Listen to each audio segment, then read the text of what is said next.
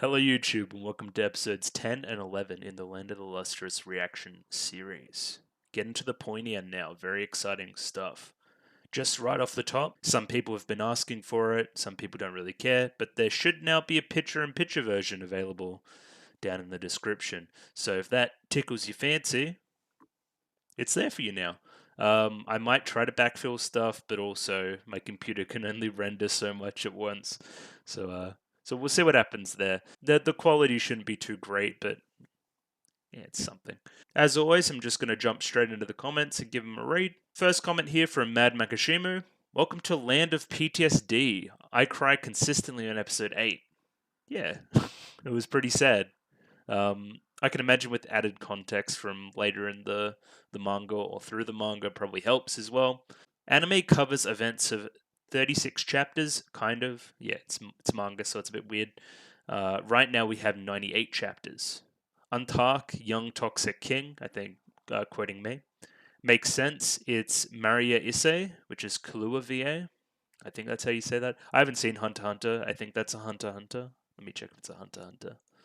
Yeah, it's a Hunter x Hunter. Yeah, I haven't seen Hunter x Hunter. But yeah. Ending song for episode 8, Liquissimus. Liquissimus. Let's say that. Performed by Tomoyo Kurosawa, which is Foss's VA. That's interesting to note. Definitely very talented VA. Should be looking for a lot more work soon. Isn't something coming up, right? Anyway, it'll come back to me. Gems seem very active and energetic after winter sleep, like a bunch of kids. Yeah, because they're kind of like playing with the squishy arms and all that kind of thing, following the new Foss around and doing all that kind of jazz. Yeah, it's kind of cute. I liked it. Cinnabar Poison is Mercury Quicksilver, by the way. Don't know if you remember this or not. I didn't, but it must be relevant if you're saying it, so I'll keep it in mind. Top 10 favorite gems. Let's go. Probably just like the main characters. I'll get back to you when and if I finish the manga. I think that'll probably flesh out a bit of the major cast a little bit more. Just one random one, Red Barrel. I like Red Barrel a lot. So, but yeah, other than that, don't know. But thank you very much for the comment, Mad Makashimu. Barry McCoconut's back again. A couple of things from these eps. In episode 8, the gold leaking through the cracks is said to represent kintsugi, which is filling the cracks with broken pottery with gold in a way to show a defect or imperfection as something to celebrate rather than a flaw. Interesting little theory there. I actually really like that. But then you could flip it the other way as well. Is like, if you were trying to celebrate the defect a little bit more, why are you gassing it up? Why can't we just celebrate our imperfections? And how can we apply that to the rest of the show? Interesting. We'll see what their decision by the end is. The big flower thing that surrounds Foss after they come out of the toaster is a lotus flower. In Buddhism, it's meant to represent rebirth. Nice little bit of symbolism there. I actually really like that as well. Also, yeah, I understand that diving into the whole of Buddhism to try and find links to an anime is pretty out there, so I've taken the most interesting, relevant excerpts from this library website I've found it on. Its banners and canopies were made of 7 treasures, namely gold, silver, lapis lazuli, seashell, agate, pearl, and carnelian. And it was so high it reached the heavenly palaces of the 4 heavenly kings. Just something to theorize and play around with. Certainly a little bit loaded there, especially with the whole heavenly palaces little part there. And why the Lunarians trying to steal these, perhaps? 4 heavenly kings? Gonna have to see. But I like your comments here, Barry. They're they're very interesting. They give me a lot to think about, and they really enhance my enjoyment of the show. So thank you very much. And finally, we have another comment here by Mel D. Yes, you should absolutely read the manga once you're done with the anime. I would love to hear your thoughts about it if you decide to make a video on it. There's definitely enough manga content for a season 2 if they ever decide to make one. Awesome to hear. I hope they make season 2. This show's really good. And I am probably planning on reading the manga. And I'm not sure what kind of form that video will take on, especially considering that the manga isn't done to my knowledge. I think it was on hiatus, somebody said. So we'll see how we go there. But yeah, the plans are to read it up to its current point. But particularly with manga, I kind of don't like reading it until it's done.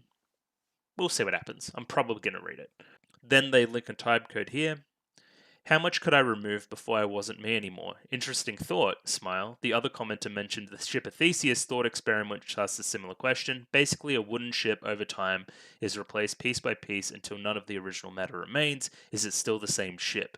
I didn't know it was called the ship of Theseus, but I had heard this thought experiment before. Yeah, it's a thinker, isn't it? Once you replace everything, is it? I wouldn't classify it as the same ship anymore because everything is now gone. It's nothing but a title. None of the original remains. But then, once you replace more than half, is it not the same ship anymore? I don't know. It's really interesting. I've heard this applied to, and I've said it a number of times. Kind of your kind of transhumanist, almost body horror stuff sometimes. Uh, Cyberpunk, like cybernetic implants, all that kind of thing. I'm even wearing my cyberpunk shirt today. Which is kind of interesting. But yeah, I've definitely heard it applied to that more than this show. But this is an interesting take on it as well. I think lots to think about going into the next couple episodes. I'm keen to see how they tie up a season, considering that the rest of the story is still ongoing, and we're not even not even like a third, maybe a little over a third through it. But I digress. Thank you everybody for the comments again. Just got a little recap here of the last couple episodes before we hop into the new ones. Foss's arms have come off and are unable to be recovered by Antark. They report this to Adamant, who tells them to search the Cord shore for replacement arms for Foss. They find a gold alloy that seems to not reject Foss initially and begin to attach it. However, the sun emerges from behind the clouds, causing the gold alloy to expand rapidly and also bring out some Lunarians to fight. Adamant senses this as well, but is delayed from helping the duo by other Lunarians at the home base. They also all bow to Adamant, which is interesting. Whilst Foss is incapacitated, Antark fights off the Lunarians, including a new type Lunarian using Ruby. Antark is heavily damaged in this process. Antark tries to free Foss from the toaster oven of doom, but unfortunately shatters himself, leaving the Lunarians to steal him back to the moon or wherever they're going. After seeing this, Foss powers up, using the new gold powers to try and chase the Lunarians down. After this chase fails, Foss and Adamant are the only two left in winter and try to pick up the pieces of what has happened. After this, there's a massive time skip, I'm guessing, and due to this experience, Foss has changed completely. Foss is less bubbly and awkward and instead takes on some of the personality traits of Antark and also Bortz. Also, Foss gets a haircut and has greater control of the gold powers overall. The episode is just meant to kind of demonstrate the differences between old Foss and new Foss, and how all the gems kind of react to the new Foss after hibernation. These changes cause Foss to be the direct center of attention, which causes him to feel uncomfortable as well. In direct contrast to a few episodes ago, Foss handily dispatches some Lunarians in front of the Amethyst twins, causing a great amount of praise. Bortz, who may know what it's like to be outcast due to power, may have other ideas of the whole situation. And that's where we left off. Just some predictions going straight into these two episodes.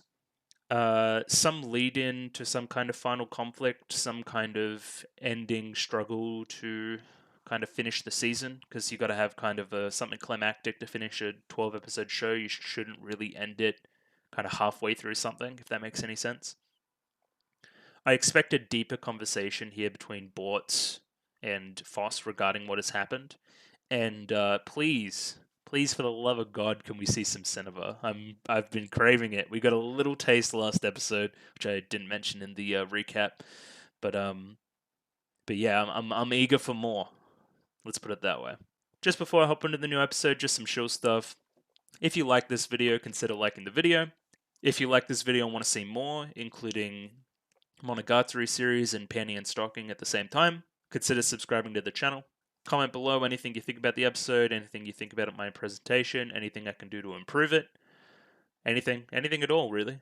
And finally, if you have a Twitter account, I'm doing follow for follow on Twitter at the moment, so drop me a follow if you feel like it. I've got a couple tweets out there now about varying levels of interesting stuff, generally tweeting about anime, that kind of thing. So drop me a follow if you're interested in something like that, and we could do the whole social interaction thing on social media and be really epic. Anyway, let's jump into these final two episodes, or not final two episodes. Let's jump into these two episodes, shall we? Rightio, got the episode up here. As I said before, there should be a picture-in-picture version down below if you wanted to get in on that, but there's also this recording, so pick your poison. Let me pop that up on screen now. Looks like we have a time code of 24 minutes and 2 seconds if you wanted to match that up as well. And yeah, I'm just going to jump right in. I'm going to give it a 3, 2, 1.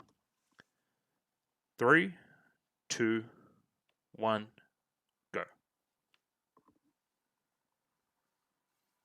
Okay. Yep. Little recap from last time, which is always good. I like the dual voices there, the Amethyst as well. Yeah, is that a good thing though? Yeah. And lead in. Great. Okay. It's a little bit loud for me. Let me just turn it down slightly. Yeah, I'm just, as I mentioned before, like, it's a 12 episode show. We're going to lead to something climactic in these 12 episodes, I'm thinking. So we'll see what that ends up being. I'm really unsure where we could go from here other than just another Lunarian fight, really. So.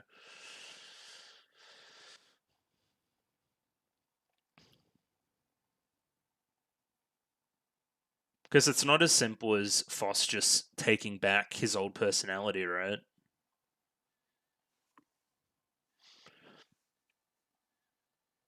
Foss is going to live with the new Foss, in a way, as does everybody else.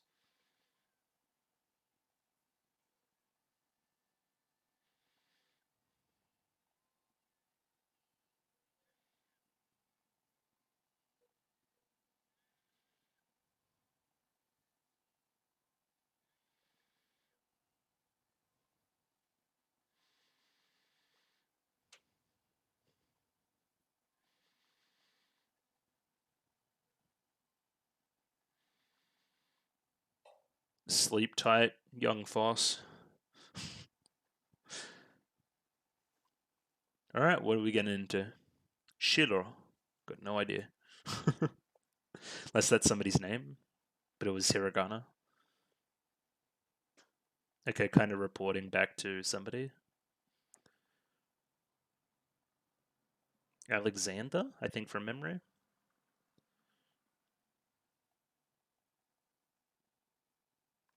Very specific.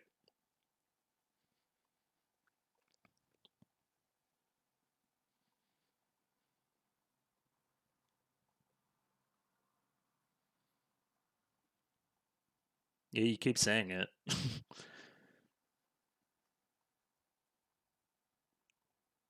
I can't remember. That's a good face. That's like a Foss face. That was my theory as well. Young Alexander.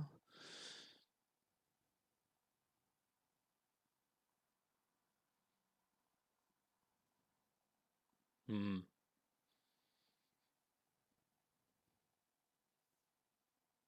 That's traumatic.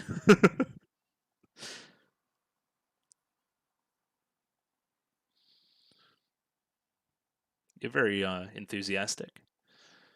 You're like me editing videos before bed.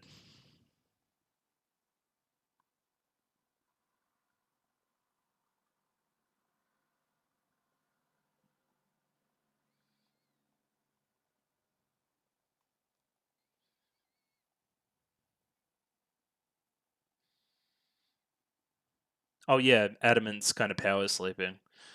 Right, yeah.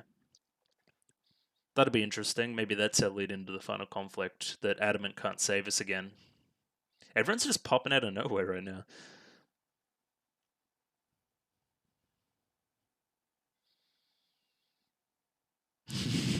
Trying to sell it.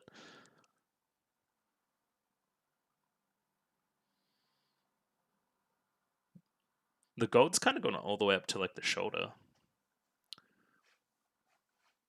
Hello, boards. Oh, I love the shot. How cool's that? It's another.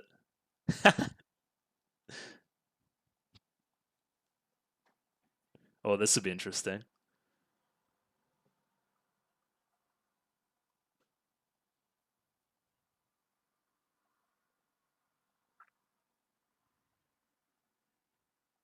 It's a change of heart.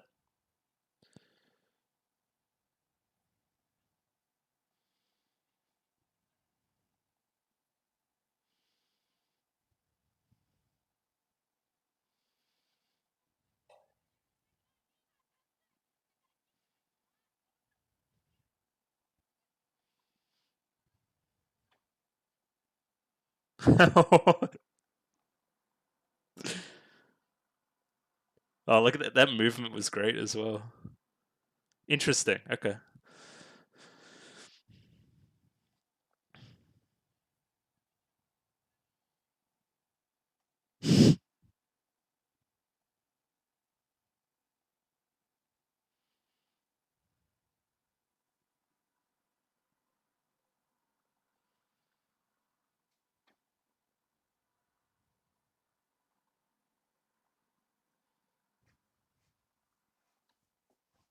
Mm,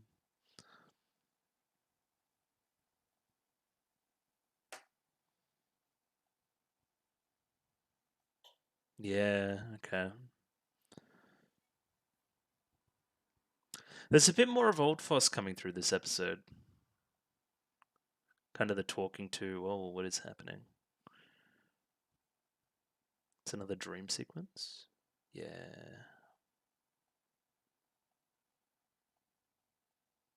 Look how long that bench is.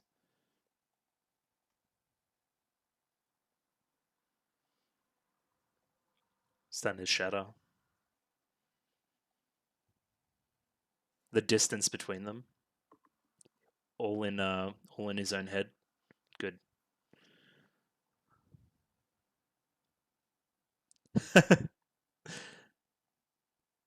Who was it that asked top 10 gems? Mad Makajima.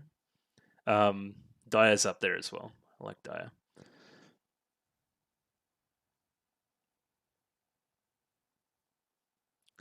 Looks directly into the camera. That was great.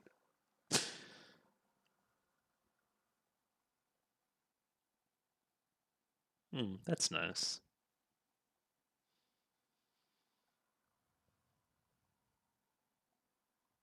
The way you shine now. Mm. Oh yeah, you did. I remember that conversation.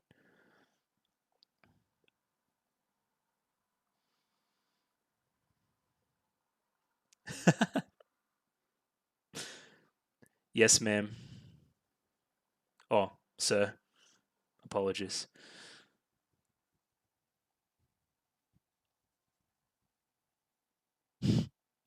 Educating.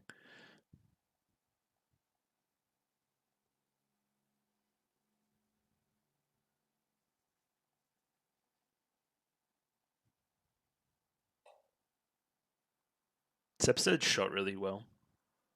Love the use of the pillars. The colors here are great, or the lack thereof. It's just epic. Oh, look at this.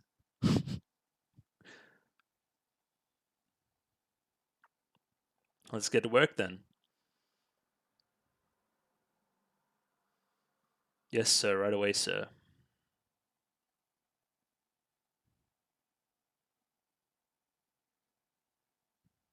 Mm. More and more, this is giving me Beastar vibes as well. Like, and I think Beastar got a lot better towards the end of that first season. I haven't really seen season 2.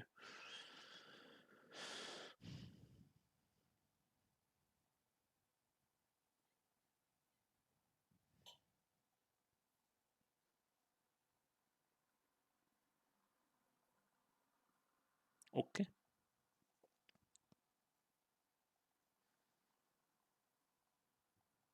Yeah.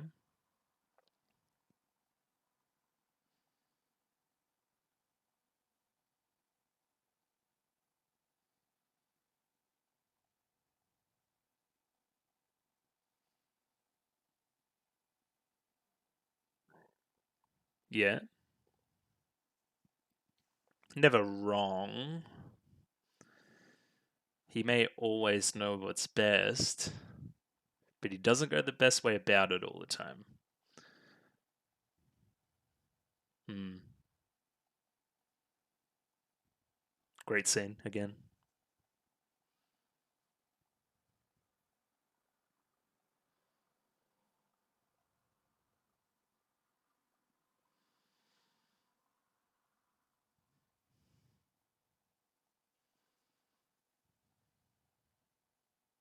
Oh, you're talking about like the arrow, because the arrow has almost hit Foss a couple times.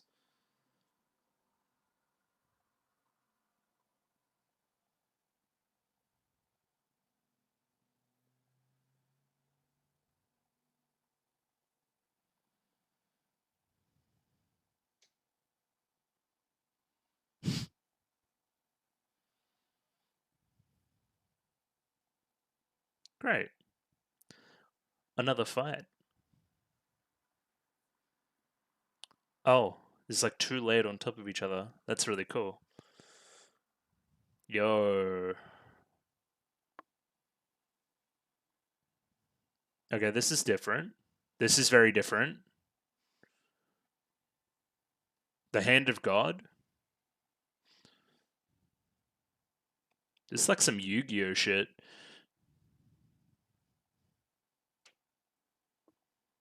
Is that what a Shiro is? Oh, it's hairy. Yo.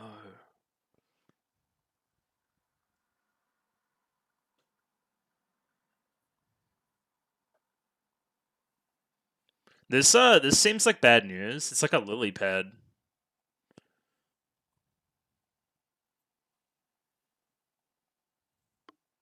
This is terrifying. It's like ripping holes in like reality. The texture on it's kind of really good too. Oh.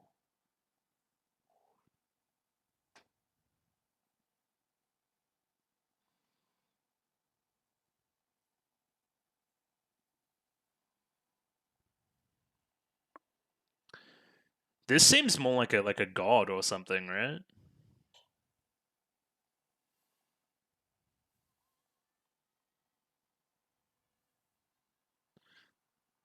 Yeah, this thing seems super powerful. Like Adamant needs to wake up. Uh that looks amazing.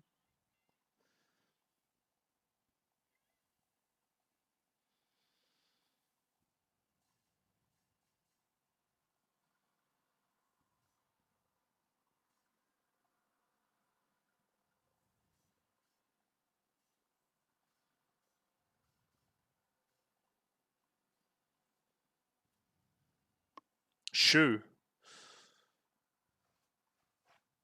I don't know. I think we run, bro. If Bortz is running, shit has hit the fan.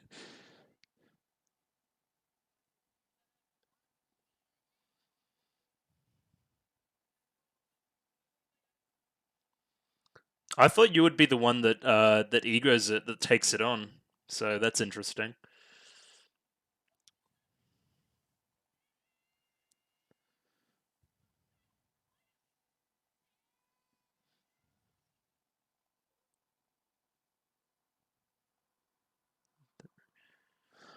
Four, five, six.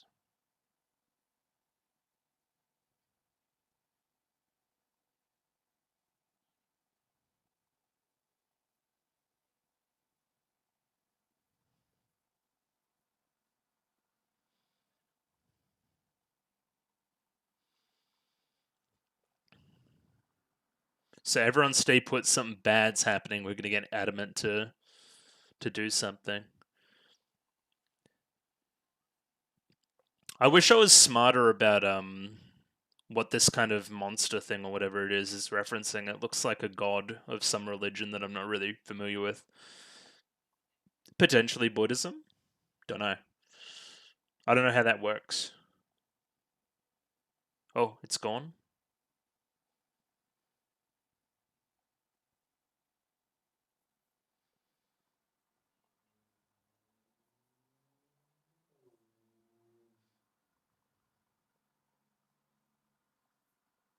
Daya?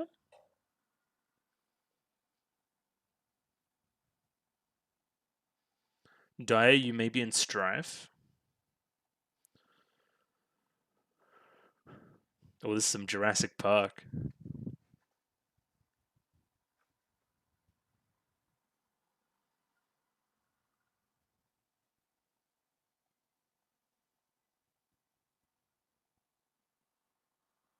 The fidelity on that was really impressive.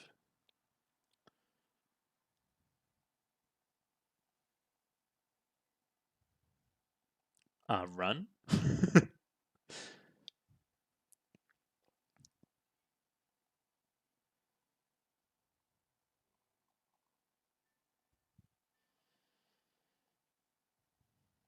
We must save the day.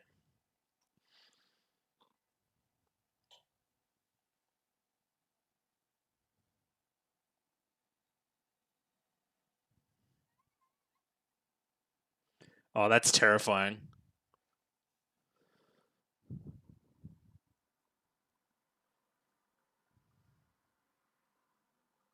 Bro, it knows you're there. This really is like some Jurassic Park shit.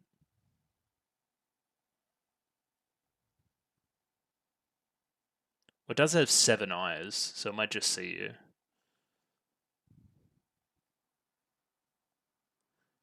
Here it comes. Oh, the camera.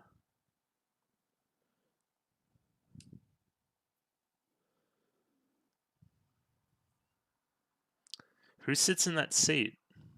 Why is it sniffing it? Is it an AGDQ member?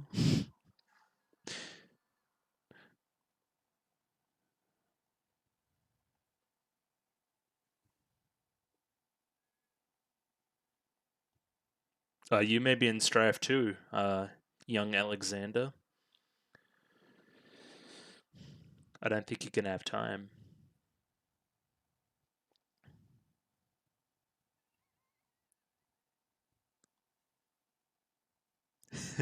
Okay, that's great.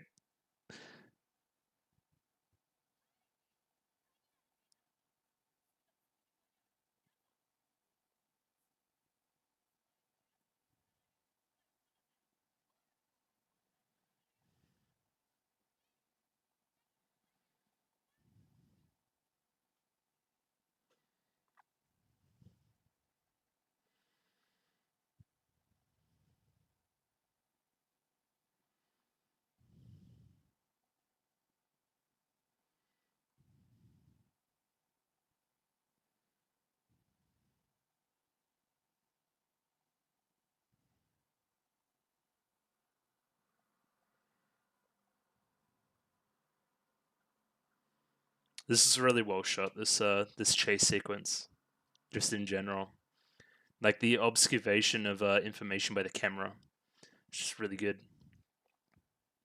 Tense. The fog.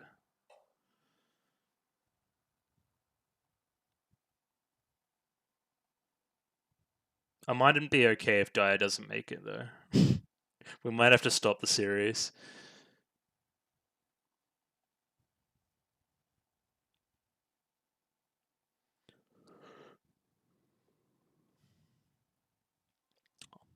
I think it knows. Is it like sniffing?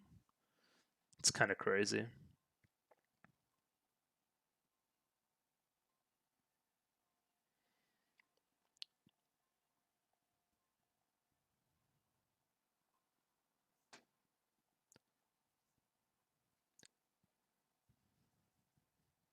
It definitely is. Young King bought.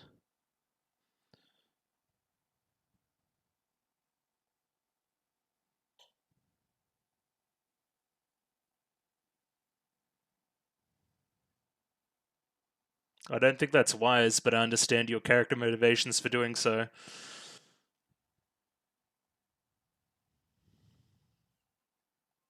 You're sick?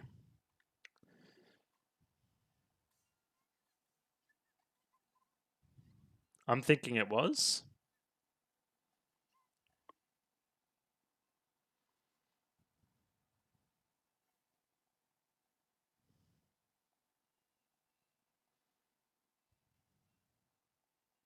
Oh, big chunk of the face gone.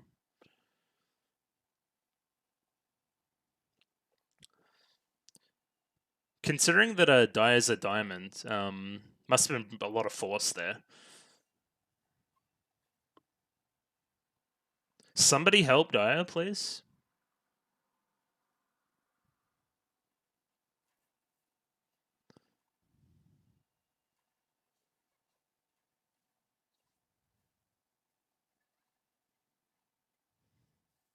I don't even know how you damage this thing.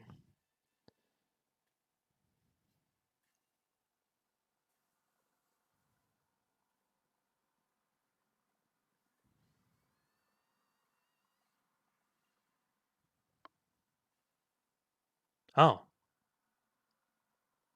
he won?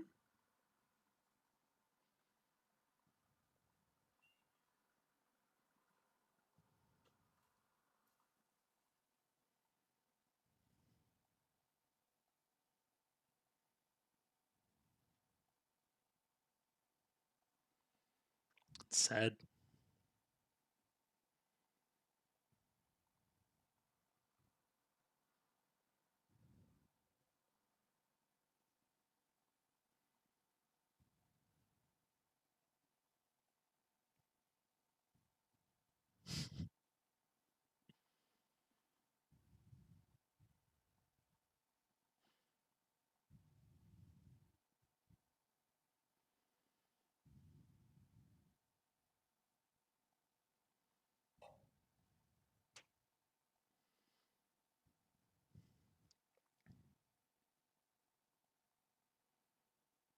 Where is Foss? Okay, here is Foss. Wait, no, what are we doing here?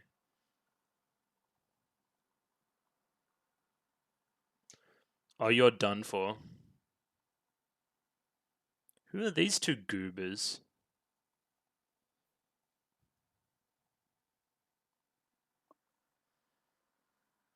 Rightio, I guess the conflict is not done. We need Adamant to wake up pretty soon. That would be ideal.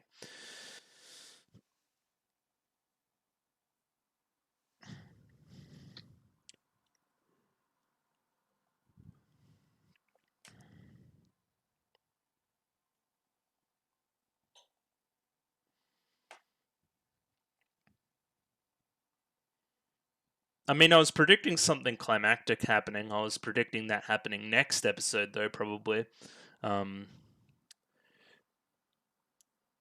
this seems like we're in a bit of strife. We're gonna need somebody to save the day. I don't know how exactly we're gonna do that.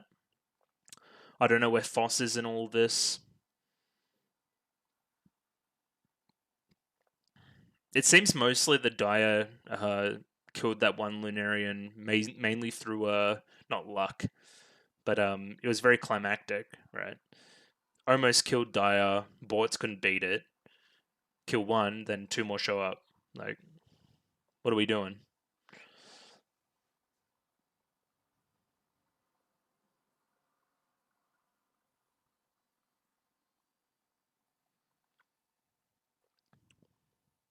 I get the feeling we're gonna get cliffhangered pretty bad next episode, but we're gonna have to say. All right, next time on. I'm sorry, I cannot see this. All right, let's jump straight into a little bit of analysis, shall we? Yeah, so I guess it feels like we're kind of in the end game now a little bit, which is fun. Let me just check what a Shiro is. I'll be with you in a second. Shiro seems like a type of food in Ethiopian cuisine. That doesn't help me. It's not Shiro Emir either. That's somebody else. Followers of Buddhism don't acknowledge a supreme god or deity. They instead focus on achieving enlightenment, a state of inner peace and wisdom. When followers reach a spiritual echelon, they are said to have experienced nirvana. The religion's founder, Buddha, is considered an extraordinary being, but not a god. Okay, so the Buddhism connection there isn't to whatever these are. These feel like gods, though, in a way. I'm unsure, honestly. And yeah, I thought Shiro would be the connection there, but it is not, unfortunately, either. Just looking at some images here, they kind of remind me of Hindu gods in a way, with the number of arms. And there's also like the circles in the mist, which is interesting. I don't know. I'm a bit of a dumbass when it comes to this stuff. So any advice there would be appreciated, I think. But yeah, let me get that episode on screen once I change OBS frames. Okay, on screen. And I'm just gonna go through it kind of at my leisure once I restart the episode, of course. And I'll pause it when I find something interesting. I might try to make this segment a little bit quicker, just so I can fit the next one in a good time. But we'll see. I like kind of the conceit of this first scene, how people keep coming out of the darkness to talk with Foss, to talk through some things. First, we have Alex here trying to record stuff about the Lunarians as he wants to do, as he ought to do. Alex notes that Foss has changed as well, which is about the 15th person to say so, including myself. If you go back through that last episode, I said the word change a fair bit. That I noticed on during editing. And then the doctor kind of comes out and remarks about the kind of new hands in a way and how they attach to Foss. And finally, Bortz comes out of the darkness and talks through a couple things with Foss as well. There's a little bit more of the old Foss coming through in this scene, I thought. It's kind of that clueless kind of look. A lot of old faces, I should say. A little bit more jokey in the movement. Less than, well, more than what we saw last episode anyway. Foss is also here kind of directly comparing himself to Unthark still. We'll see another scene later where kind of the bench goes all like that during a dream sequence and demonstrates the distance that Foss perceives between himself and Unthark still at this point. Foss seems to still having these recurring nightmares regarding Unthark. This is an evidence of which kind of remembers this kind of scene with Unthark back, a couple episodes ago now, but now just sees Unthark with kind of a broken face, shattered face, which is kind of tragic. But yeah, interesting character stuff between Foss and Unthark there. I'm wondering if Unthark comes back at some point. They've kind of set it up that the gems can come back, so I'm going to imagine that he does, but we'll see what happens. Oh, I forgot to mention Jade. Jade also walks out of the darkness. It's on 1.5 speed, so it might look a bit weird, but I might just play this part here.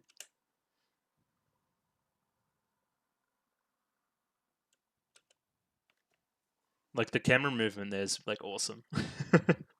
The camera movement in this whole episode was really awesome. I'll note it again when we're doing kind of the dire chase sequence within like the base, or I don't know, the home kind of area.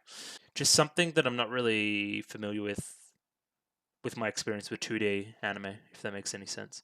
Because normally there'll be cuts because of the medium. You wouldn't get a lot of dynamic fluid camera movement, one shot takes kind of stuff. Must be very different to storyboard that kind of stuff. Much more like an actual live action movie. Yeah, they do an exceptional job. They know what the scene needs from each of their kind of cinematic techniques and achieve it almost every single time with what they have. So love it. It was great. Bortz kind of sets up the conceit of the episode here. Foss, be my partner. Foss is like, what? So unless Bortz has kind of a larger idea here, I think I kind of misinterpreted what Bortz was thinking last episode. I think it would be more of a discussion of this isn't you, this is the repercussions of the life that I live. But it's more looking at Foss right now and going, well, your technique's not all there, all together there, and you need to change it up, and you should work with me because I can help you achieve your potential. I now see you have potential, and I think you can grow, change even more, per se. But potentially I could be misreading this again, and it could have been what I initially thought. We'll see regardless. So here Foss kind of goes through the pros and cons of teaming up with Bortz even for a while. One, it may be better for the community as a whole, especially while Adamant rests. But I'm also going to have to explain it to Dyer. It's going to be difficult, but also in the kind of dream sequence there with Unthark here in a second, I might just get to it and then keep explaining. Kind of Foss figures that doing the hard stuff, doing the stuff that is deemed difficult, will make himself stronger and be able to help with things sooner. You're saying taking on difficulties is part of being brave, right, Unthark? True. And again, yeah, kind of this long, I don't know what you would call it, the kind of angle here, demonstrating the length of the bench and the distance between the two in Foss's own mind. This is another example of what I'm talking about with the old Foss kind of shining through a little bit. Kind of this looking at the camera, very fourth wall breaking kind of move, saying never mind. Like who is Foss talking to here other than us or himself? There's not something we would have seen last episode, but may just be different considering the tone. That we need to keep the tone kind of light. That these kind of things are shining through a little bit more. I also like Dai in the scene. Dai is just like, yep, you do whatever you think's right. I'm just gonna let you two work together. Yeah, kind of this take care of boards for me. It's a lovely shot too. The colors there are so nice. The lighting of the previous scene was great too with the jellyfish. Thought it was really good as well. They know what they're doing. Look at this like cool shot. Yeah, they're cool. Until Bortz's hair gets in the way, and then they kind of ruin the cool factor. But anyway, it's cool. So here we see Dyer kind of looking out at Bortz and Foss walking away. Now, if I remember correctly, Dyer's whole thing was around being a diamond and kind of living up to the diamond name in a way. It's all about potential and power and feeling insignificant and insecure compared to Bortz, and maybe that Dyer needs to change completely to try to alleviate some of these issues. But Bortz and Dyer still clearly care about each other and that kind of thing. So it must be tough considering Dyer's character arc up to this point to see somebody kind of stronger replacing Dyer in a way in his own mind. Kind of causes the main motivation behind what he does at the end of the episode as well. I think this whole scene here is great. I think somebody could have a field day looking at the different flowers and trying to think about what they mean for what Dyer says as he puts them into the pot here. Bortz is always right, always does the right thing, and I'm getting really sick of it. With the smile on the face. That's a classic move. I love that. So much meaning in it. You take it any number of ways. But yeah, mainly still this inferiority thing compared to Bortz that old Dyer has going on, which we hopefully see some kind of resolution to in these next few episodes. We got a little bit of it towards the end, where it's kind of like I forget the specific line, but it's like it feels different looking at you from far away. Either way, I'm pretty sure this is the end of the old Foss Bortz team up, and they're going to team back up together at some point. Or Dyer's going to be forced to change completely as well. We're going to have to see. So this is a twin sunspot. There was also a good line there. Bortz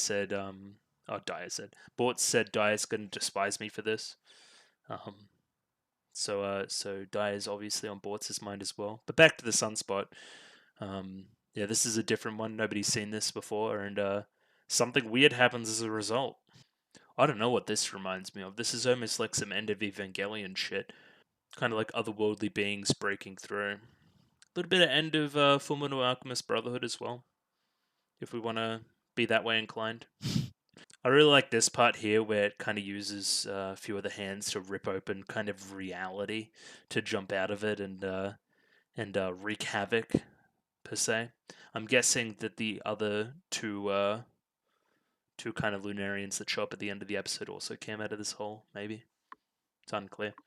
Again, I'm a dumbass. This is obviously a very specific reference to something to do with spirituality and religion. I posited Hindu gods, but again, I don't know. I'm reading here may also be inspired by common depictions of jinn. May also be inspired by Hindu deities known as Shakti, partly based on the legend of Nezha. Yeah, these seem like theories because this is talking about Taoism now. Again, I'm a bit of a philistine when it comes to this whole religion thing. So humanities subjects. So I kind of plead the fifth. But definitely interesting to talk about if you're in the know. Either way, there's a pretty impressive action sequence here that's, appropriately well shot, something we've come to expect from Land of the Lustrous up to this point. But then we see something we haven't kind of seen before, and that's Bortz running. I didn't expect this out of Bortz as a character. I thought Bortz would be kind of hot-headed and push himself all the way regardless. Not really the tactical retreat type operator, but I've been wrong before. Either way, they kind of retreat to home base with the kind of Lunarian following in tow. They ring the bell 6 times. I initially thought ringing the bell 6 times was kind of the the sign for everybody to come in running and help, but it is the exact opposite. It is stay where you are. There's a massive threat. We're going to try to find a way to wake up Adamant to try to help. This is all very rational from Bortz. I like this.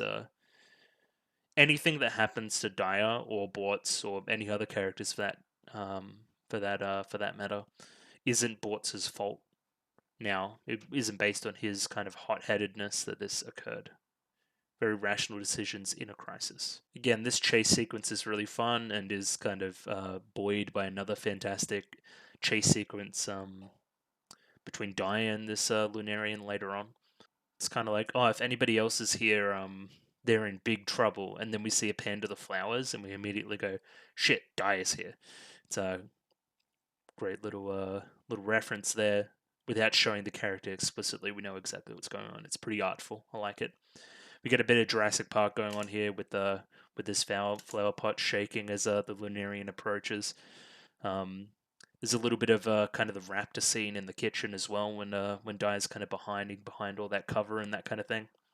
I don't quite know what this circle of kind of fog or dust is, but it's probably a reference to religion that I'm not quite grasping at the moment. I think all the camera work here and throughout this chase sequence is really good, kind of obscuring information from the watcher to it's kind of horror movie-esque. Creates jump scares, puts us in the feet of the character that is unsure about what's going on as well. Because if this was like a wide shot, like a top-down shot, even there wouldn't be as much tension, I don't think. Initially, I thought that all the characters were going to be fine because in this scene we see them kind of frame the chase a little bit more comedically. Kind of led me into a false sense of security, kind of like the Antark part from episode 8, where I think Antark was going to be snatched away by the new type Lunarian, but instead is kind of destroyed by trying to open like the toaster oven thing, which is a bit of a shock. They know how to sucker punch you. Just great stuff here. I like how they've framed this, like the home base. It's normally well lit and inviting, lots of level shots, that kind of thing. And here we get like a high angle, terrifying shot in the same location. A lot of dust around, different color scheme, and you've turned somewhere that's familiar into somewhere that's very different and scary. I think that's very well done by the filmmakers there. Kind of Dyer starts getting these flashbacks to seeing kind of Foss, kind of replacing him in a way. These thoughts of inadequacy, insecurity, all these kind of things start flooding through, and that kind of, again, another little motivation, another little reminder for the audience of what's coming up and why Dai is doing what he is doing, which is going in to attack the Lunarian. Not something that I would have done, but anyway. Again, it's shot really dynamically and awesomely. The Lunarian kind of hits Daya extremely hard against the wall, to the point where we see kind of like a large gash essentially appear on the face. Like a huge chunk of her head is on the floor there, I think I see it. And it's not the only body part Daya is going to lose in this exchange. Yep, towards the end here we see Daya's lost both arms and a leg, and somehow miraculously finds a way to dispatch the Lunarian. So job well done, right? We're all good.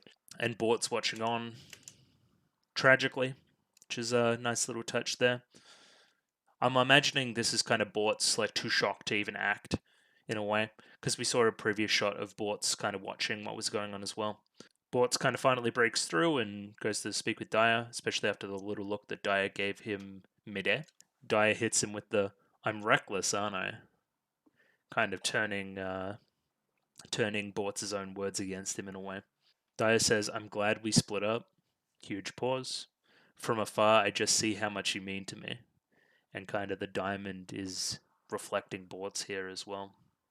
Great little technique. Tragic, is very tragic. I like this for the kind of the Daya Bort's storyline we have going on. Bort says, "I do too." Isn't that nice? They're kind of toxic, but they care about each other. That's nice. And then it's like, oh no, there's two more, and they look different. And yeah, I have no idea what these are referencing at all now that I'm looking at them. It's only really the multi-arm things and kind of the bands around the hands that I'm getting kind of the vibes that I'm getting. But yeah, looks like we're in for the fight to continue next episode, which we're going to continue right now. All right, just going to jump into the next episode again. Let me pop it up on screen. Yep, 42, 42. 24 minutes and 2 seconds. Bit of dyslexia there. Either way, I'm going to give this a countdown and we're going to jump right in. Watch episode 11 leading into episode 12 for next week. Radio. 3, 2, 1, go. Okay. Little bit of a recap.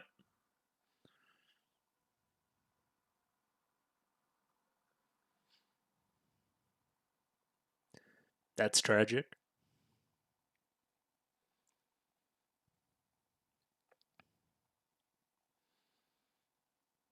But yeah, just kind of how we gonna get out of this one. Boards ain't gonna run, you know that. Yeah, get a little time to think about it during the opening.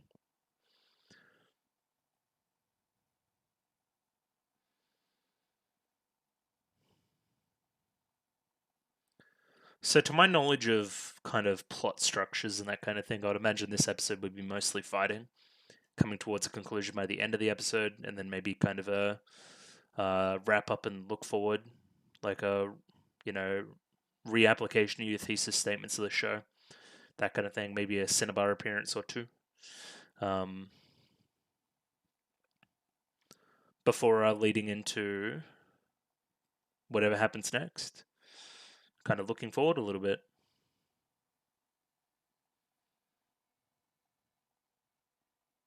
This show has to get a season 2 at some point, right? Right?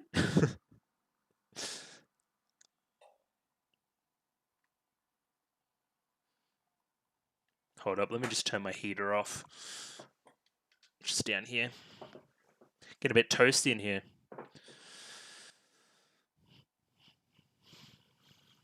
I guess it's better than being cold. It kind of is winter and I'm, in a t-shirt, so. But I'm a big baby when it comes to being cold, so. Rightio, what are we getting into? Secret. Himitsu. I don't know if that says Himitsu. I guess I just murdered that one.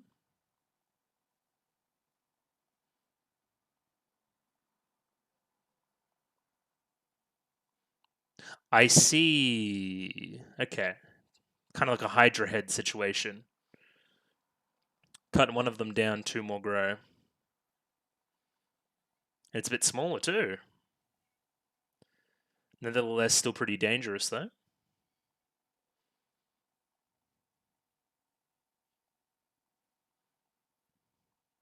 It's kind of a mad power.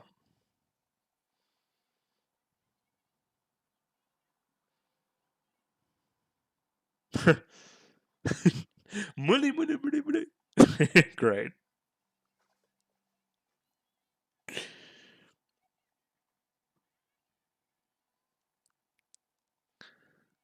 Come on, Alex. Let's do it big, young son.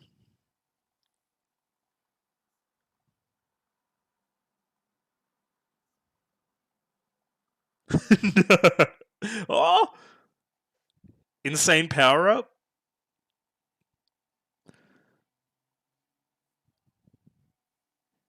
He powered up. Yo!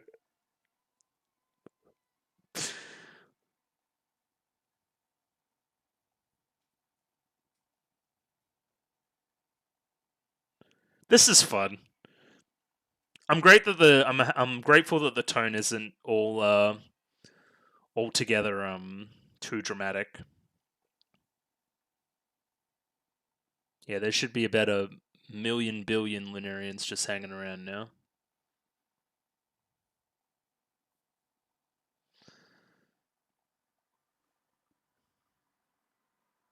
Man, I'm dead. That's fun.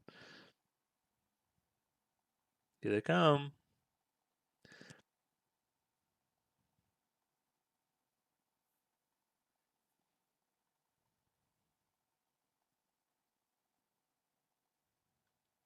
Just little pieces of shit. What's the dog doing? That's a great fake out. It's very fun. They don't seem all that dangerous to me. Oh, it's the dog. Oh, they're vicious. Get them off me.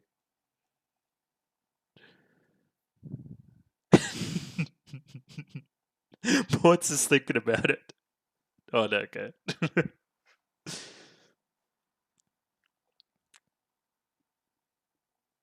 Okay, goodbye.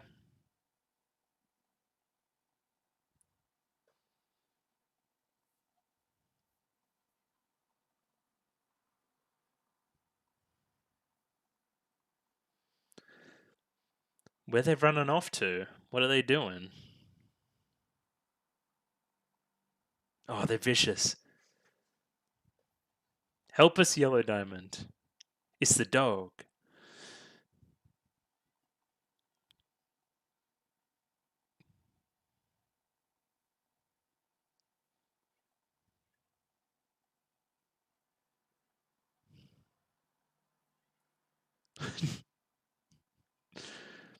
Is this the bell signifying that it's all okay?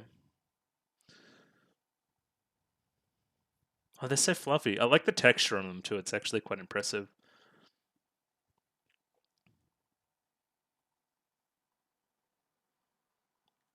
Is there something reincarnation in that or something? I don't know. Grasping at straws, maybe. This is cute. We got to catch the dogs.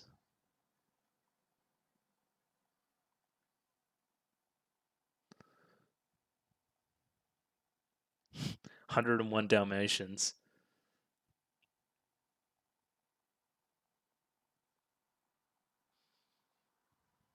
Yeah, I thought we were really heading in a real dire direction. Pardon the pun. Um, but no, hey, tone fixed.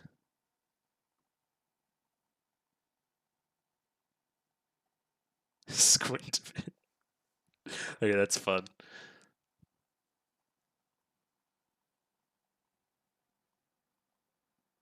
Uh, it's back.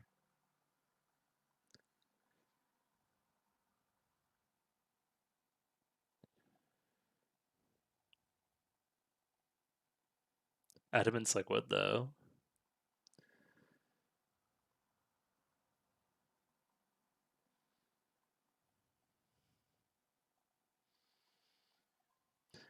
Again, this show's crazy because oh, he's dead.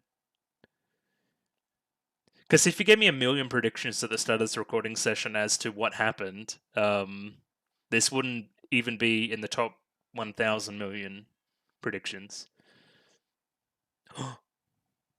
I'm here to save the day. It's me, Gold.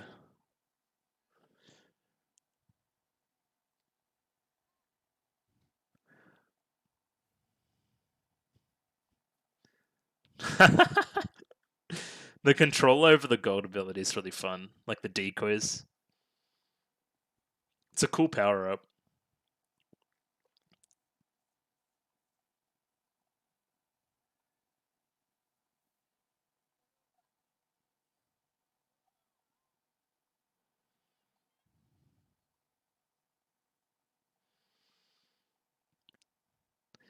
It's so different, because like I can't pause it. Fuck. Ah! I paused it for 1 second, so we might be out of sync. But I'll try to fix it. I'll write something down. I was like, oh yeah, we're doing the reaction portion. I can pause it, but it'll be a second out. You'll see it on the thing. Very sorry, bro. The tone between this and the previous episode with the same monster is very different. You know what I mean? Like this, he shows no threat right now, just based on the tone of the scene. Good boy.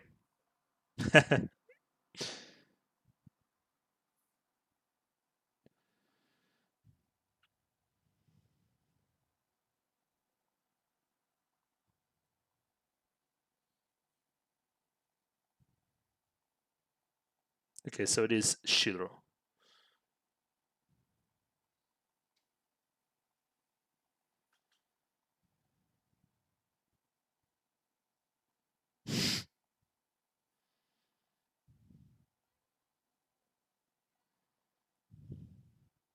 This is fun.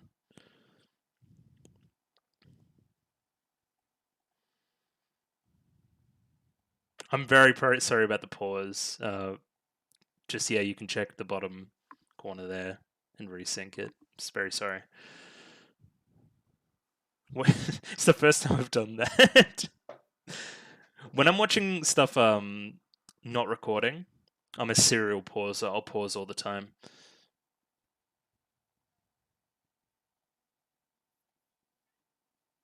Just trying to avoid the questions. That's fun. Foi foi.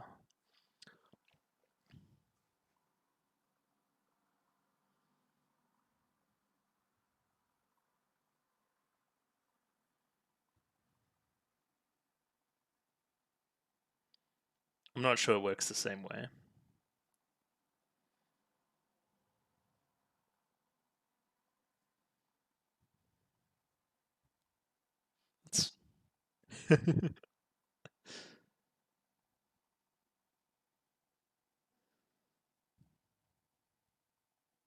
Can you understand? Yeah.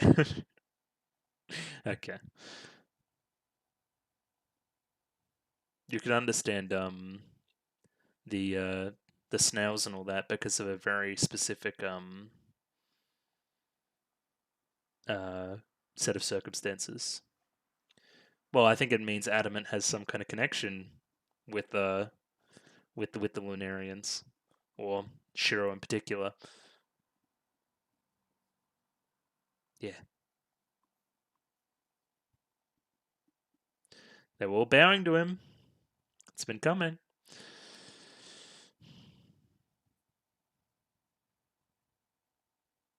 I don't know, but I see a Cinnabar. Let's have a chat, shall we?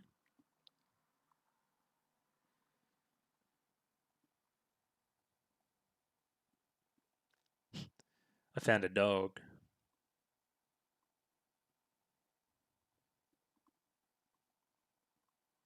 Love a good redhead.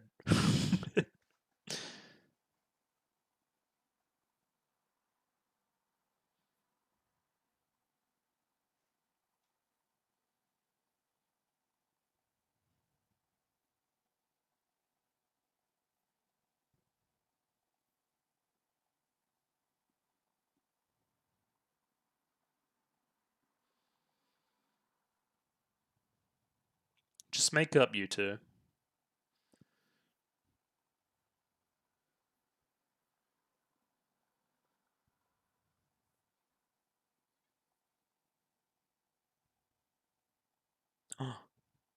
Except for you. Well, I've suspected as much.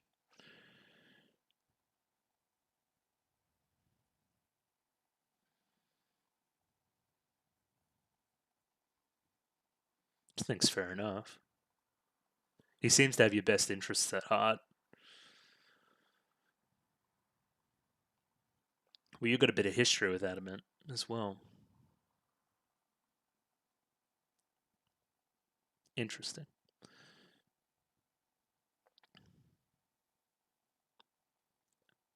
Green. Green sky.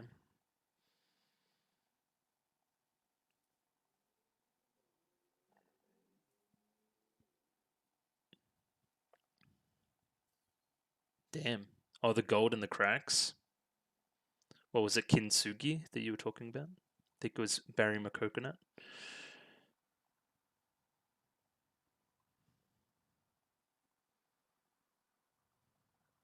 To find the truth.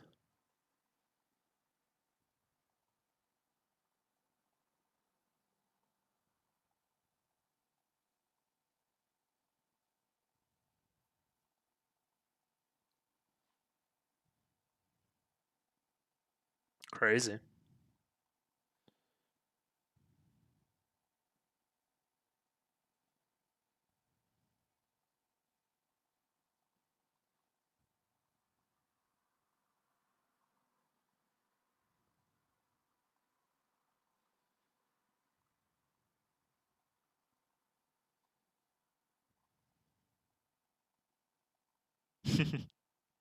Great. It's bedtime.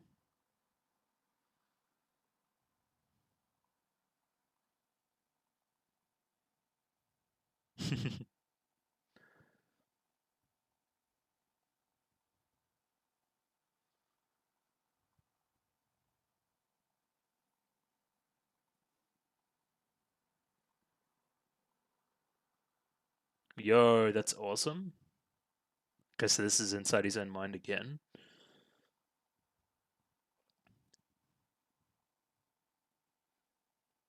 Interesting. Especially considering Antak's connection to Adamant.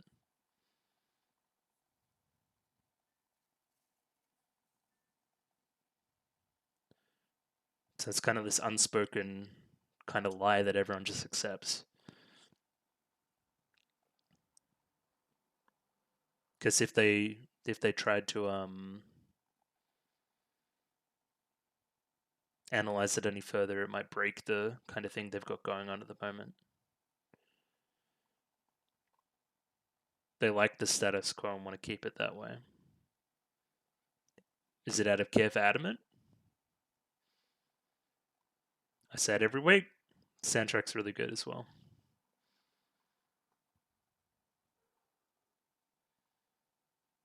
Like this feels like some Last Airbender shit.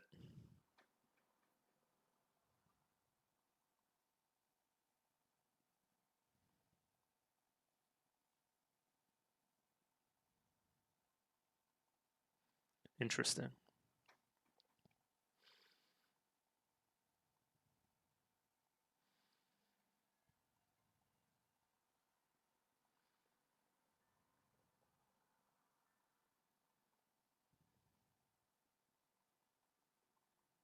It kind of went into him, and he kind of manifests some kind of attack like that as well.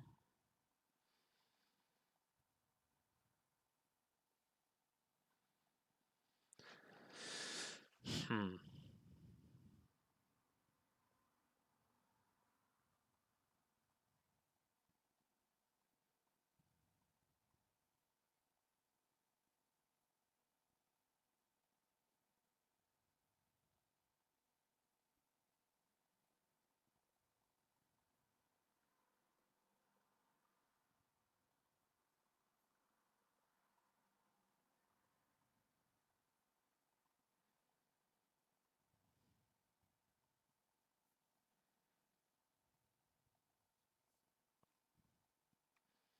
We're heading to the moon, baby. One of my predictions from a long way out. Mine, of course, was going to happen at some point. Not going to take any credit for that, but you know. What are you doing here, Doc?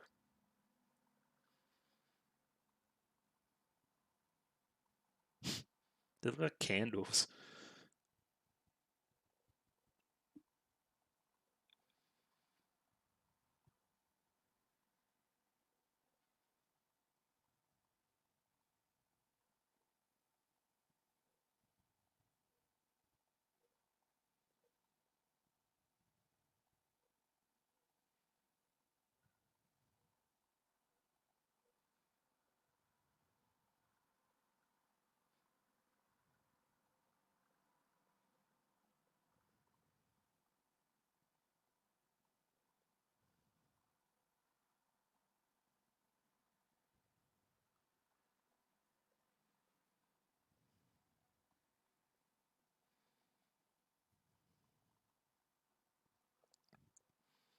Mm-hmm.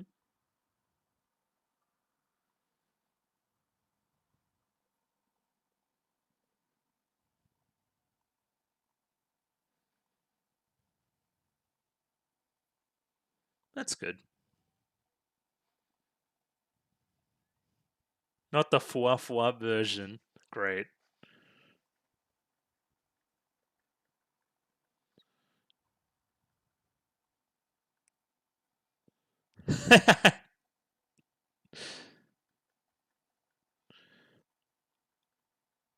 The thread shawl. I don't know what that means, but pad podaracha.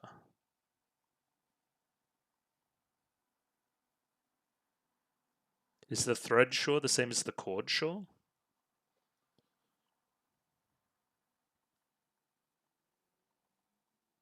Oh, interesting. Okay. I feel like I've seen this character somewhere before. Maybe outside of the show.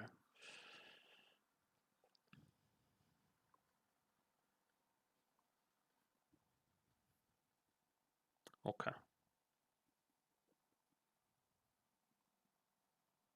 It's playing like Operation.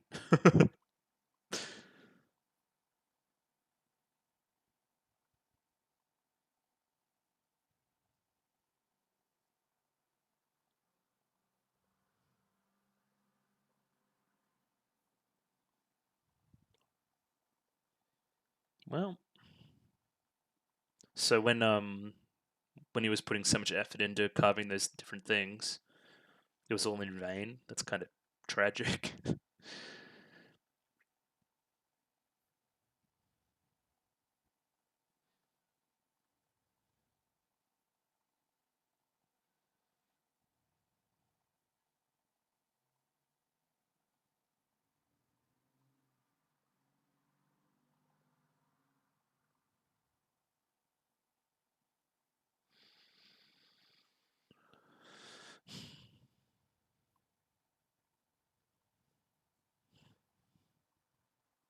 Okay.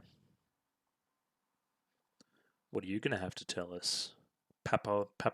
I want to say. Oh, the hair's insane. Must be getting close to the end of the episode too.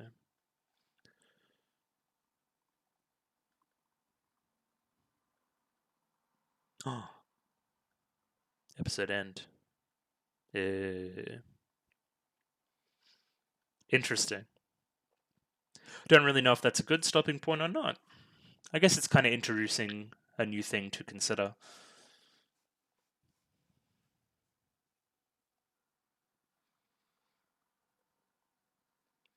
So I guess in the next episode we kind of see Foss go to the Lunarians, and then we maybe cut for the end of the season. That would make sense for me. After Papalaracha, kind of has some stuff to say regarding the entire what's going on. Maybe doesn't have the connection with Adamant and can kind of shed some light onto some stuff with the Lunarians. And oh, there was a dog in the ED. That's fun. And can kind of shed some light on some stuff that the other characters wouldn't out of respect for Adamant. Kind of tracks that Foss is the youngest and therefore the most naive about everything that's going on. I'm not really sure how I feel about the undercutting of kind of the threat of the last episode. It kind of works because it's definitely out there. It's a change of pace, especially after the kind of ominous ending to the last episode. But not where I saw it going, but still kind of funny regardless. I'm torn. I don't know, but we're gonna have to see what happens next week. There's no next time on for us. All right, we're gonna hop in for a quick bit of analysis. Yeah, it's an interesting one, for sure. We're going to have to see how the season finishes up. I think it's going to be left on somewhat of a cliffhanger or somewhat of a tease to go and read the source material, because that's what a lot of 12 episodes do. 12 episode shows do that have source material. Kind of tease you to keep reading. Just an example off the top of my head, because it's in the room with me, wherever it is. Kaguya. Kaguya's fallen over. Oh no, I need to go fix up Kaguya. The first season of the show definitely ends on, I wouldn't call it a cliffhanger, but something that would definitely want to make you keep reading. And it definitely worked. Well, I started reading after I watched the first episode, but it worked on a bunch of other people. The amount of times you see, well, what chapter do I follow up on? And for the record, I'm going to be reading Linda the Lustrous from the start. because I find that the best way. Because the manga's kind of like a different beast altogether, so you need to get the full manga story as opposed to the anime version. Different medium, different storytelling. But what I thought of the episode, it was good. It was funny. It was very funny. It was a good change of pace in that regard because we haven't had a good like genuine funny episode in a while. And yeah, it opens up a bunch of questions about Adamant that I've kind of been raising basically from the start of the show. Like, what's his deal? Then Cinnabon implies that everybody knows that there's something up, but it's an unspoken rule that they just kind of don't tell anybody about it or don't speak about it. I'm thinking so they don't kind of ruin the status quo that they have going on at the moment, which all of them seem to enjoy. But something about Foss. Foss wants to break that status quo. Wants to find what's really up. Represented by kind of this gold sludge, like it's a negative thing. We're gonna have to see. We're gonna have to see. I like how they keep doing this. This would really help me in a weekly format, kind of continuing the episode exactly from where we left off. Just helps a lot with reconnecting what was going on, especially with a week break. Not that I'm doing that this time, but it does help. This episode is titled "Secret." Now that makes sense. It's Adamant's secret. So the episode immediately starts off strange, right? So immediately one half of Shiro, I guess we're calling him, runs off. And Bortz immediately dispatches one of them. That's your first clue, like, oh, well, something's different because they're not struggling as much. For some reason, I thought that these two Lunarians were the same size as the one previous, where there'd potentially be a number of them all around, and these two were fighting these two, and maybe another one was fighting another group of the gems, and another one was fighting another group. It's not what's happening at all. And then yeah, it's kind of revealed we got a bit of a Hydra head situation going on, a bit of a mitosis, if you want to be that way inclined. When you cut it down, it spawns two in its place. Well, in this case, four. Those ones there, they're kind of increasingly dog-like now. So we get this great scene here. I found this really funny. Foss is kind of holding this Lunarian back, pleading with Alex to, hey, you got to use the sword. You got to help me. You got to help me. Like, I can't reach the sword on my own. I need you to assist. Master said I'm not even supposed to even look at Lunarians. Because we see what happens when he does. And we discover that Alex has somewhat of a power-up, to which he kind of gets red hair and gets super competent and serious, I guess, when seeing Lunarians. Immediately jumps into battle and slices away with impunity. Again, yeah, he's feeling himself. It's all very cool. Yeah, this is a great little character moment. I love it. So that's kind of Alex's quirk going forward. He's probably one of my favorite gems, answering that question as well. I like his gimmick. It's like Super Saiyan, like charging up here. It's fucking sick. So it's Red Alex now, and then there's a scene later that it's like, oh, so it's Dead Alex now. That's very fun. Little connective joke there. Very good. And this scene here, it's like this is the last hope of this being something serious, something that that's going to pose a final threat to civilization as we know it. And what's it going to be? It's a bunch of dogs. Yeah, and they're very vicious. As we can see here, they're brutally attacking our heroes here. God, I wonder if this is safe to be showing on YouTube. It's very, very vicious. But yeah, no, it's funny. It's a good undercut of all the tension raised in the previous episode. I still think the emotional stakes are there from the last episode. The whole dire Bortz thing that they have going on still executed quite well. But now I know that the threat wasn't exactly as real as we thought it was. It's a little less. There's a little less finality to it all, I guess. Not that I don't like that. It's just different. Not what I was expecting. Which I guess I've said basically every recording session now. Throws you for some loops this show. Like definitely not what I was expecting going in, and definitely not what I was expecting going into this recording session itself. Yep. So now we get a bunch of scenes of people just saying, "Oh, they're really cute," and we got to collect them all, and blah blah blah blah. Which is all fun. And yeah, they're kind of everywhere. And we get hijinks ensue, let's say, in the collection of them all. Alex, are you sure you should be looking at those? I think I can handle these as long as I squint a bit. Funny. Good stuff. But as we can see, when we get a bunch of these, this type of Lunarian all together at once, it kind of transforms back into its bigger form. I think now the interpretation of this Lunarian is just that it's kind of playing, but playing rough. Because Adamant isn't around to kind of tame him in a way. I think the implication by the end is that he kind of lost peace and being with Adamant and relaxing and doing all that kind of stuff kind of replaced the peace in a way. Yeah, I'm just thinking about the framing of this scene as opposed to the last episode. So you can see exactly what I was talking about, right? With the change in setting and camera angle and lighting, that the entire tone of the scene is changed. Like nobody was in any danger here, like at all. Even if physically they might think they were. There's jokes everywhere, which is different to last episode. There was no joke last episode. Nobody's running away as fast. It's a bit more chaotic. There's lots of characters around. It doesn't feel as isolated. The camera angles are less high angle and more level angle. The lighting's completely different, even though it's basically the same location. It's pretty impressive stuff. Then yeah, we get this extended gag regarding this kind of copy that Foss has made of himself, kind of, with the gold. But this entire process wakes Adamant up. He comes down and secretly reveals some stuff to us. Something I missed during the reaction was that the eyes change immediately on old Shiro here when seeing Adamant. So Adamant definitely has the control there. But then he drops this line here. Unbeknownst to him, Foss is within hearing distance. Shiro, what happened to your hand? Implying some kind of relationship between Shiro and Adamant from a long time out. I like this scene here where Foss tries to question Adamant a little bit, for Adamant just to start like falling asleep. But he's so fluffy, the foie foie, that it's like, Foss, why don't you try asking Shiro itself? It might tell you something. You can speak to the snails, so maybe you can speak to this thing. He says woof woof. Yeah, of course he does. But yeah, that makes sense. It was something to do with the whole snail shell process that made Foss able to speak with I guess we're calling them the Admirabilis. This, of course, gets Foss thinking about the whole thing, and would Adamant be lying to us? Does he have something else going on? Is there something else afoot?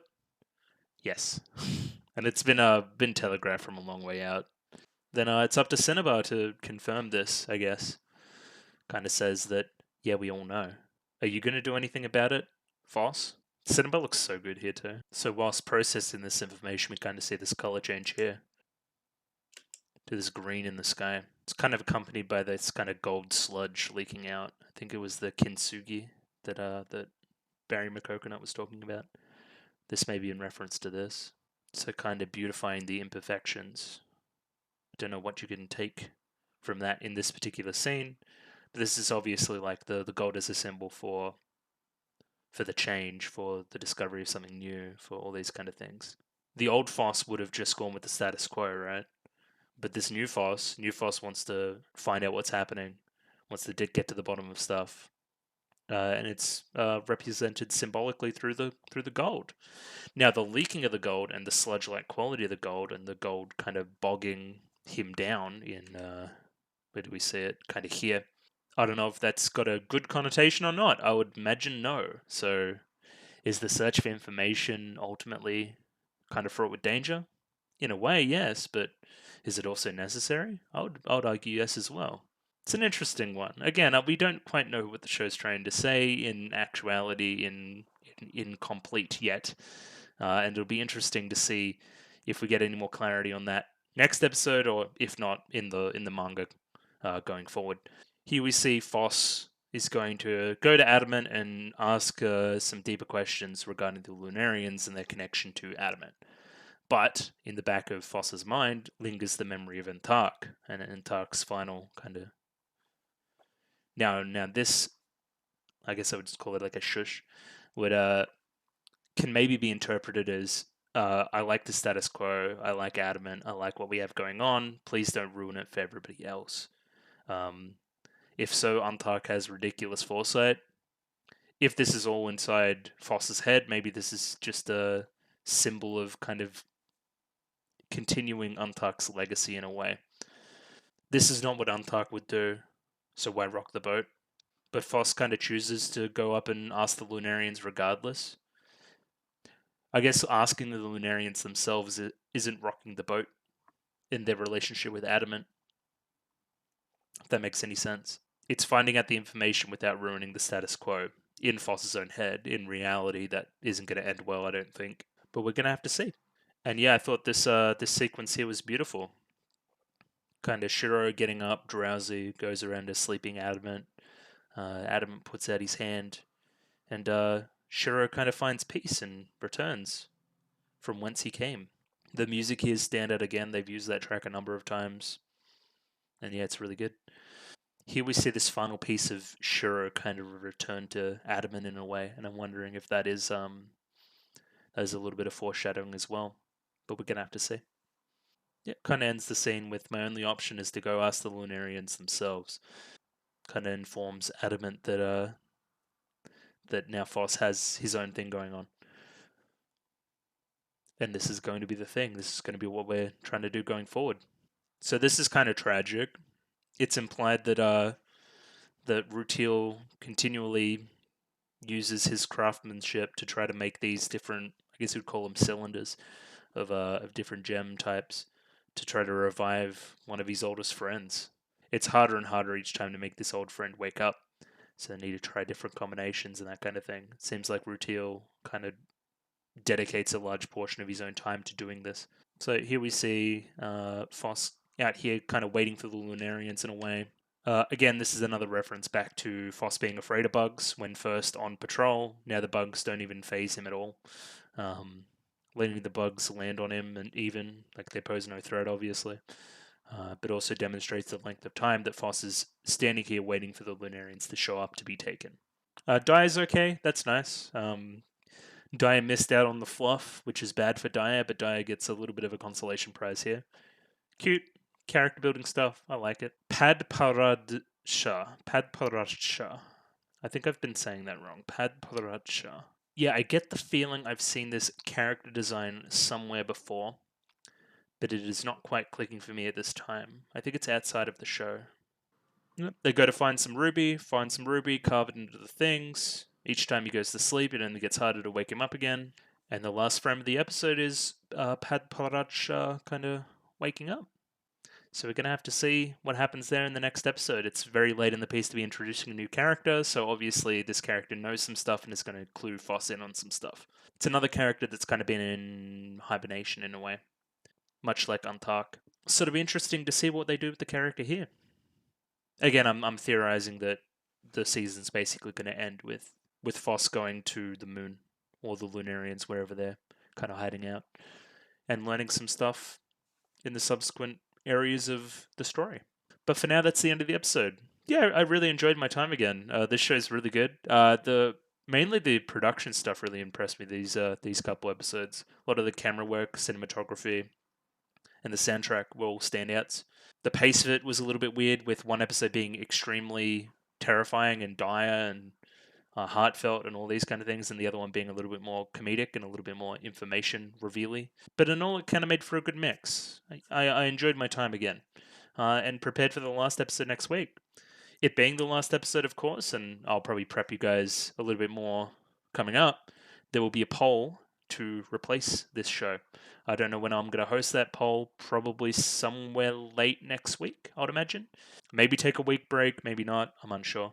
At any rate, that's the end of the episode for today. Just some chill stuff before I leave again. If you like the video, consider liking the video. If you like the video and want to see more, consider subscribing to the channel. Comment below anything you thought about the episode, anything I can do to improve my presentation. You can go see the picture-in-picture version down there if it's still hosted by the end of this, which I hope it is. And yeah, I'm doing follow for follow on Twitter at the moment, so Twitter link down in the description. Follow if you'd like, and yeah, I'll follow you back. Anyway, thank you very much for watching, and I'll see you guys next time. Cheers. Thank you very much.